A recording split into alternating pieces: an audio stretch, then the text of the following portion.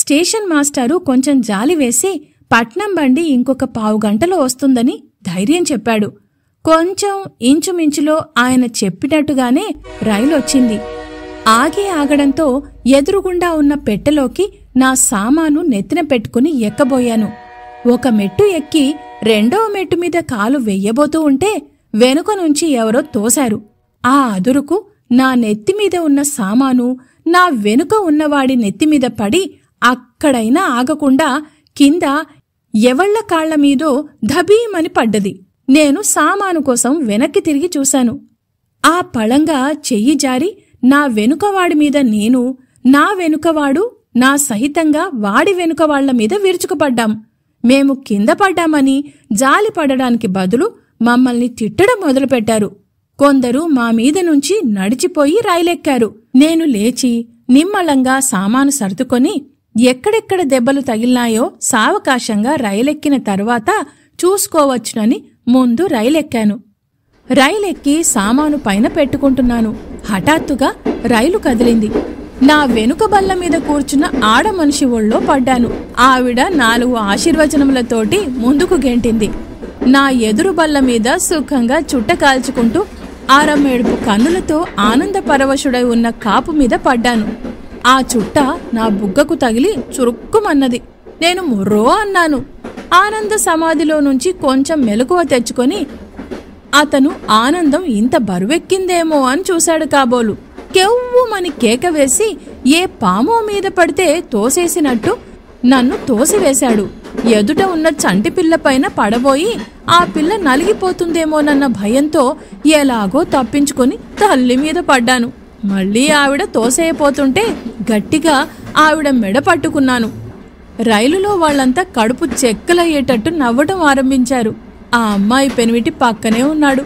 ఉగ్రుడై లేచి నన్ను, తన భార్యని ఎవళ్లకి వాళ్లని ప్రత్యేకంగా విడదీసి నన్ను తిట్టడం మొదలుపెట్టాడు. నా తప్పేమీ లేదని, అతని భార్య అన్న సంగతి నాకు తెలీదని, ఇంకెప్పుడూ చేయనని గజగజా వణుకుతూ చేతులు జోడించి క్షమాపణ చెప్పాను. తక్కిన వాళ్లంతా కూడా నన్ను చూచి జాలిపడి నేను కౌగిలించుకున్న అమ్మాయి భర్తను మందలించి నా తప్పేమీ లేదని, పొరపాటున కౌగిలించుకున్నానని, పొరపాటెవళ్లకైనా వస్తుందని, ఇవాళ ఈయనైనాడు రేపు ఇంకొకళ్ళు కౌగిలించుకోవచ్చు అంటే పొరపాటునని, ఈ మాత్రం దానికాయన అంత కోప్పడవలసిన పని లేదని ఇత్యాది కోపోపశమన వాక్యాలతో ఆ పెద్ద మనిషిని శాంతింపజేశారు. ఇంకా నేను నిలబడి ఉంటే ఎవళ్లని కౌగిలించుకుంటానో అని భయపడి నాకు కూర్చోవడానికి కొంచెం స్థలం ఇచ్చారు. పై బల్ల మీద పెట్టె దానిమీద మడత మంచము, చాపా పెట్టి ఇవన్నీ కలిపి పైన గొలుసు కనబడితే దానికి వీట్లకి సాయంత్రం కొన్న చేంతాడు వేసి లాగి బిగించి కట్టాను. ఇంక సామాన్లకు పర్వాలేదు గదా అని సుఖంగా కూర్చున్నాను. ఇంతట్లోకే ఎందుకో రైలాగింది. అంతా తొంగి చూశారు. ఇంకొక్క క్షణానికి గార్డులు 2 మా పెట్టెలోకి వచ్చి గొలుసు ఎవరు లాగారు అన్నారు. ఎవరూ మాట్లాడలేదు. పైకి చూశారు. నా సామాను కేసు చూపించి ఈ సామానెవరిది అన్నారు. మళ్ళీ ఏం పుట్టి మునిగిపోయిందో అని హడలుబోతూ నాదేను అన్నాను. ఎందుకలా గొలుసుకు కట్టావు? సామాను రైలు కుదుపుకు కింద పడిపోకుండాను జాగ్రత్తగా ఉంటుందని అలా కట్టా. పెట్టెలోని వారంతా ఊరికే నవ్వడం ఆరంభించారు. గార్డు 50 రూపాయల జరిమానా ఇవ్వమన్నాడు. నా దగ్గరేమీ లేదు, ఇచ్చుకోలేను, క్షమించమని ప్రాధేయపడ్డాను.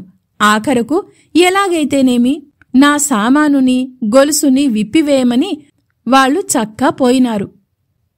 వాళ్లు వెళ్లిన తరువాత నా అపరాధమేమిటని పక్కనున్న వాళ్ళని అడిగి తెలుసుకున్నాను. అక్కడ గొలుసు కాస్త లాగితే రైలు అలా ఆగుతుందా అనుకున్నాను. ఇంక కాసేపటికి రైలు మళ్లీ కదిలింది. నా పెట్టెలో కొందరు దిగారు, మరికొందరు ఎక్కారు. కాసేపు ఉండి బండి మళ్లీ బయలుదేరింది. నా పక్కన ఒక బ్రాహ్మణ వితంతువు, సుమారు 40 సంవత్సరాల మనిషి, నా వైపు వీపు పెట్టి కాళ్లు బల్లమీదికి చాచుకొని కూర్చుంది. కొంతసేపటికి ఉనికిపాట్లు పడటం మొదలుపెట్టింది. మన దేశ దారిద్ర్యము, ప్రజల అజ్ఞానము, వితంతువుల దుర్భర అవస్థ ఇత్యాది విషయాలను గురించి ఆలోచిస్తూ ఈ దేశం ఎప్పుడు ఏ తీరిన బాగుపడుతుందా అనుకుంటూ అయినా మంచి కాలం సమీపిస్తుంది. నేను 3-4 సంవత్సరములలో స్వదేశానికి తిరిగి వచ్చి ఈ కష్టాలను తొలగిస్తాననుకుంటూ నేను నిద్రపోయాను. రకరకాల కలలొచ్చినవి. కొంతసేపటికి మెలకు వచ్చింది. నా పక్కన ఉన్న బ్రాహ్మణ వితంతువు వీపున జార్లాబడి ఇంతసేపు నిద్రపోయినట్లు తెలుసుకున్నాను. ఆవిడ ఇంకా నిద్రపోతూ ఉన్నది కాబోలు. ఆ సంగతి నాకేం తెలుసు? నేను లేపడంతోటే వెనుకకు ఆవిడ నా ఒళ్ళో పడ్డది. ఆవిడ గోవిందా గోవిందా అని లేవబోయి మళ్ళీ వెనుకకు పడ్డది. ఆవిడ లేవడానికి పునఃప్రయత్నం చేస్తూ ఉంటే పాపం మళ్లీ పడుతుందేమోనని నా చెయ్యి ఆవిడ వీపుకు బోటు పెట్టి కొంచెం తీశాను. లేచి నా సహాయం వల్ల లేచాను గదా అని సంతోషించడానికి బదులు కోపంగా, అదేమబ్బాయ్, కొంచెం దూరంగా కూర్చోకూడదు? ఊరికే మీదికి రాకపోతే నీకు తోడబుట్టిన వాళ్ళు లేరా? ఇల్లు బయలుదేరి రావడమే చాలునే ఒక్కతును. నా బ్రతుకంతా ఇలాగనే వెళ్తున్నది. దారిలో ఎరుగున వాళ్ళెవరైనా కనబడకపోతారా అని నేటికి తెగించి తిరుపతి వెడదామని బయలుదేరినందుకు ఈ అవస్థలన్నీ పడవలసి వచ్చింది.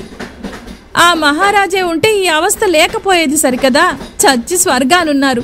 ఎప్పుడు రాత్రిళ్ళు రైల్లో ప్రయాణం చేసినా ఓసేవ్, నీకు మెలకు ఉంటే జబ్బు చేస్తుంది, ఎలాగో కాస్త సందు చేసుకుని నడ్డి వాల్చమనేవారు అని ఒక మాట కళ్ళు కద్దుకొని ఒక మాట ముగ్గు తుడుచుకొని మళ్ళీ ఆవిడ కునికిపాట్లు పడటం మొదలుపెట్టింది.